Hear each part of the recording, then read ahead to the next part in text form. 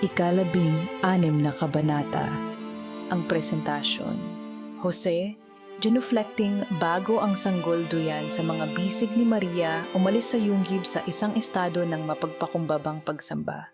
Sinundan namin siya habang lumalabas siya sa malamig na gabi patungo sa mataong nayon. Hindi nagtagal ay bumalik siya na may kasamang isang pari at sa isang maliit, katamtamang seremonya, ang seremonya ng pagtutuli ay ginanap sa bata. Sa buong ritual, niyakap ni Maria ang kanyang anak na malapit. Ang kanyang mga mata ay puno ng isang matahimik na pagpapasya habang ang sagradong ritual ay nagbubukas. Ang anak ni Maria ay nag-alay sa amang walang hanggan ng 3 sakripisyo na hindi matatawaran ang halaga. Una, bagamat inosente at anak ng tunay na Diyos, inako niya ang kalagayan ng isang makasalanan sa pamamagitan ng pagpapasakop sa isang ritual na ginawa bilang lunas para sa orihinal na kasalanan, isang batas na hindi nagbigkis sa kanya. Pangalawa, kusang loob niyang tiniis ang mga pasakit ng pagtutuli na naranasan ng mga ito bilang isang tunay at perpektong tao. Ikatlo, ipinakita niya ang pinakamaalab na pag-ibig sa pamamagitan ng pagsisimula ng pagbuhos ng kanyang dugo para sa sangkatauhan habang nagpapasalamat sa amang walang hanggan sa pagkakaloob sa kanya ng kalikasan ng tao na may kakayahang magdusa para sa kanyang kadakilaan at kaluwalhatian. Nang magtanong ang pari, Anong pangalan ang ibinibigay mo sa bata? magkasabay na sumagot sina Maria at Jose. Jesus ang kanyang pangalan. Maingat na isinulat ng pari ang pangalan sa isang tapyas at nagpatuloy. Kumbinsido ako na ang batang ito ay magiging isang dakilang propeta ng Panginoon. Mag-ingat sa pagpapalaki sa kanya. Sa taimtim na utos na iyon, at pagkatapos makatanggap ng mga regalo ng kandila at iba pang katamtamang tanda mula sa mga may mabuting hangarin, umalis ang pari, iniwan ang banal na pamilya sa kanilang tahimik na paggalang. Habang ang araw ay lumulubog ng mababa, pinipinta ang kalangitan sa malalim na kulay ng orange at purple, ang anino na balangkas ng isang caravan ay lumitaw sa abot tanaw na patuloy na gumagalaw patungong silangan. Sinunod nila ang patnubay ng nag-iisang, nagniningning na bituin. Isang bituin na nagniningas na mas maliwanag kaysa sa lahat ng iba na hindi natitinag sa itaas ng lugar kung saan ipinanganak ang bata. Kinabukasan, dumating sa kuweba ang 3 matatalinong hari. Bawat isa ay pinunong kilala kasama ang kanilang mga alipin.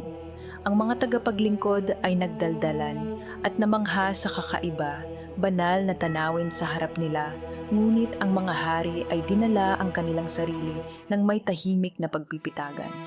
Sila ay humakbang pasulong. Ang kanilang mga damit ay nakasunod sa kanila at pumasok sa yungib na may solemne na biyaya. Walang pag-aalinlangan, lumuhod sila sa harap ni Maria. Nakayuko ang kanilang mga ulo sa pagpapakumbaba.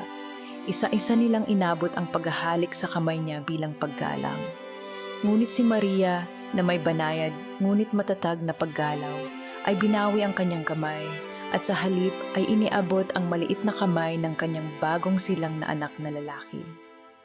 Sa simpleng pagkilos na iyon, hindi niya inialay sa kanila ang sarili niyang karangalan, kundi ang sagradong regalo ng anak ni Kristo, ang nalakbay nila sa malayo upang sambahin. Ang aking espiritu ay nagagalak sa Panginoon at ang aking kaluluwa ay pinagpapala at pinupuri siya, Mahinang sabi ni Maria. sapagkat sa lahat ng mga bansa, tinawag at pinili niya kayo upang masdan ang inasam ng maraming hari at mga propeta na walang kabuluhang makita. Binati siya ng mga maginang mga salita ng paghahanga bago umalis. Ang kanilang mga mukha ay nagbabadya ng pagtataka, isang malaking kaibahan sa pagkalito ng kanilang mga alipin na hindi nakasaksi sa mahimalang tagpo. Nagpatuloy sila sa tutuluyan sa bayan na antig ang kanilang mga puso sa kanilang nasaksihan. Nang maglaon sa araw na iyon, nagtipon sa paligid ng isang mesa sa isang maliit na silid sa isang bahay tuluyan. Ibinahagi ng 3 hari ang kanilang mga iniisip. Ang isa ay nag-isip, Ano ang pakiramdam na ito? Isang mas malalim na pag-ibig para sa isang hari na hindi ko pa nakikilala. Ano ang nagpapakilos sa atin ng labis? Ang isa pa ay sumagot, Ang kanyang kadakilaan ay natatakpan sa ilalim ng kahirapan at kababaang loob. Isang misteryong hindi kayang unawain. idinagdag ng isang pangatlo, O na ang lahat ay maaaring makibahagi sa kagalakan na ito ng malaya. ang unang hari ay nagtapos. Nangangailangan sila ng kaaliwan. Pabalikin natin ang ating mga lingkod na may mga kaloob na magpapagaan sa kanilang mga pasanin. Sa labas, malapit sa yungib, ang mga lingkod ng Magi ay naghatid ng mga panustos kay Jose na tinanggap sila ng may tahimik na pasasalamat. Nang sumunod na araw, bumalik ang matatalinong hari upang magpaalam sa bagong hari. Inihandog nila ang tradisyonal na mga kaloob na ginto, insenso at mira at nag-alok pa nga ng mahahalagang hiyas para sa isang prinsesa. Ngunit si Maria, na may banayad na katatagan, ay tinanggihan ang mga hiyas at sa halip ay ipinagkaloob sa bawat isa sa kanila ang pinakamahalagang regalo na maiaalay niya. Isang maliit na damit na pinalamutian ang malambot na balat ng kanyang sanggol na anak. Sa bawat isa sa inyo, ibinibigay ko ang kasuotang ito ng damit, isang kayamanan na dumampi sa balat ng sanggol na Diyos. Sabi niya, ang unang hari ay namangha. Higit na mahalaga kaysa ginto o pilak. Ang telang ito ay magbibigkis sa akin sa paglilingkod sa kanyang kaharian sa lahat ng aking mga araw. Iminungkahi ng pangalawang hari, Bigyan ka namin ng ari-arian na mas angkop na tirahan sa iyo. sumagot ang ikatlong hari. O marahil ay dapat tayong magtayo ng isang tirahan na karapat-dapat sa iyong banal na pamilya. Magiliw nang umiti si Maria at sumagot, Salamat, karamihan sa mga mabait at mapagbigay na lalaki. Ngunit ang aming mga pangangailangan ay kakaunti at natutugunan ng ating Panginoon. Ang paghanap ng higit pa ay paghamon sa kanyang karunungan. Ang iyong mga gawa ay hindi mawawala. idinagdag ni Jose. Nakakalungkot na hindi ka maaaring manatili ng mas matagal. Kailangan nating iharap ang bata sa templo kinabukasan. Naway maging ligtas ang iyong paglalakbay pabalik at ang iyong mga landas ay magantimpalaan ng sagana. Nang gabing iyon, bago iharap ang sanggol sa templo, lumuhod si Maria sa taimtim na panalangin. Panginoon ko, bukas ay magiging isang araw ng kapistahan para sa langit at lupa. Ibinigay mo siya sa akin bilang Diyos at ibabalik ko siya sa iyo bilang Diyos at tao. Ibuhos mo ang iyong awa sa sangkatauhan, patawarin mo ang mga makasalanan, aliwin ang mga naghihirap, tulungan ang mga nangangailangan, pagyamanin ang mga dukha, tulungan ang mahihina, paliwanagan ang mga bulag at yakapin ang mga bulag at ililigaw ito. Anak, na sa iyong kalooban ay aking anak din. Isang lilim ng liwanag ang nakapalibot sa batang ina habang siya ay nagsusumamo sa Diyos sa ngalan ng buong sangkatauhan. Kinabukasan, habang ang banal na pamilya at mga grupo ng mga anghel ay papalapit sa mga pintuan ng templo, si Maria ay sumama sa grupo ng mga tapat na babae habang si Jose ay naglalakad kasama ang mga lalaking nakatipon. Lumapit sa kanila si Simeon, ang mataas na saserdote na ginagabayan ng banal na espiritu, kasama si Ana, ang iginagalang na guro ni Maria. Pumunta sila sa mag-asawa at marahang ibinigay ni Maria ang sanggol kay Simeon.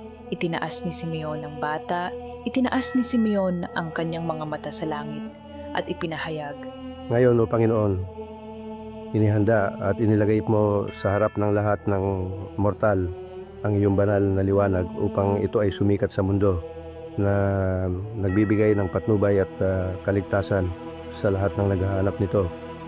Ito ang liwanag na ipinahayag maging sa mga hentil para sa kaluwalhatian ng iyong piniling bayan ng Israel. Nagpatuloy siya, narito ang anak na ito ay nahuhulog at muling pagkabuhay sa gitna ng Israel, at ang kanyang pagkabuhay na muli ay nahuhulog sa gitna ng kanyang pagkalugmok at pagkalugmok ay isang tanda na sasalungat sa isa pa, isang tabak ang tutusok sa iyong kaluluwa Maria upang ang mga puso ng marami ay malantad. Sa sandaling iyon, ang mga mata ni Maria ay napuno ng kalungkutan habang nakikita niya ang mga pangitain ng buhay ng kanyang anak mula sa pagkabata hanggang sa pagkalalaki, ng pagdurusa at kahihiyan na kanyang titiisin at sa huli ng kanyang kamatayan sa krus. Tahimik na luha ang tumulo sa kanyang mga pisngi, ngunit nang ibalik ni Simeon ang anak sa kanya, isang mahinang ngiti ng pagtanggap ang sumilay sa kanyang mukha. Sa kaibuturan, ang sanggol ay nagsalita sa kanya sa isang panloob na pakikipag-isa. Mahal na ina, bagamat kailangan mong magdusa ng husto para sa akin, lakasan mo ang iyong loob, ang aking pag-ibig, ang pag-ibig ng Diyos para sa iyo, ay higit pa sa sansinukob mismo. Sama-sama tayo ay tutubusin ang mga kasalanan ng sangkatauhan at sama-sama nating gagabayan ang mga naghahanap ng kanlungan sa bukas ng mga bisig ng aming Ama. Pagkatapos ng seremonya, si Ana, ang propetisa, ay nagsalita sa nagtitipon na karamihan na nagpapahayag, Masdan ang batang ito sapagkat siya ang liwanag ng mundo, ang ipinangakong Mesyas na naparito upang tuparin ang pangako ng kaligtasan ng Diyos. Nang maglaon sa katahimikan ng yungib, mahinang nagsalita si Maria kay Jose na yumakap kay Jesus sa kanyang mga bisig. Nais kong magnobena sa susunod na 9 na araw sa templo. Sabi niya. Si Jose, na laging pragmatic, ay sumagot. Pagkatapos nito, dapat tayong bumalik sa ating tahanan sa Nazaret. Nagtataka ako, aking pinakabanal na asawa, ituturo ko ba sa kanya ang aking trabaho sa pagkakarpintero? Paanong ang gayong mahalagang mga kamay ay humahawak ng magaspang na kahoy at matutulis na kasangkapan? Magiliw nang umiti si Maria at sumagot, Matututo siya, mahal ko, malalaman niya ang magaspang na kahoy tulad mo. Ang eksena ay lumipat sa loob ng templo, kung saan si Maria, ang sanggol at si Ana ay malalim sa panalangin. Biglang bumalatay sa mukha ni Maria ang takot. Ano bang pinagkakaabalahan mo? Tanong ni Ana. Hindi natin makukumpleto itong 5 araw ng ating nobena. Bulong ni Maria. Kailangan na nating umalis agad. Inaliw siya ni Ana. Humayo ka, bumalik ka sa iyong tirahan. Maghahanda ako ng mga panustos para sa iyong paglalakbay. Hindi ko na kailangang itanong kung saan o kailan ka aalis, sapagkat ang mensahe sa iyong mga mata ay malinaw at lubhang nakababahala. Niyakap ang kanyang anak. Nagmamadaling umalis si Maria sa templo. Sa labas ng landas, habang nagmamadali si Maria kasama ang sanggol na mahigpit na nakayakap, isang nag-aalalang Jose ang humarang sa kanya sa kalagitnaan. Kailangan nating maghanda para umalis kaagad. Udyok niya. Nagpakita sa akin ng isang anghel na may isang nakakatakot na mensahe. Nalaman ni Herodes ang kapanganakan ni Jesus at sa takot sa kanyang sariling paghahari ay nag-utos na patayin ang lahat ng batang lalaki na wala pang 2 taong gulang. Sumagot si Maria na may bahid ng kalungkutan ang kanyang boses. Natanggap ko rin ang mensaheng ito. Gaano karaming mga inosente ang mapapahamak. Natatakot sila sa anak ng Diyos na hindi nalalaman na siya rin ang anak ng tao.